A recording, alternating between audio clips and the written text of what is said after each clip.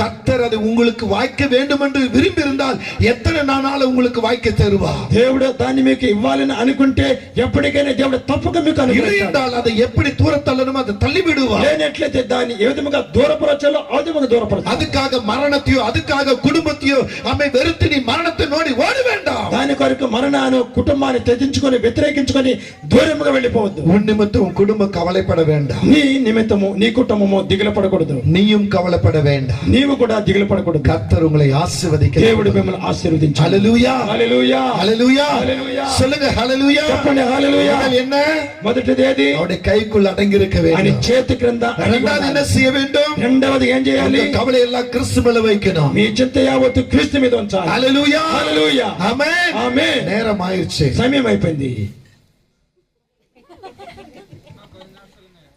ఆమేన్. இன்னும்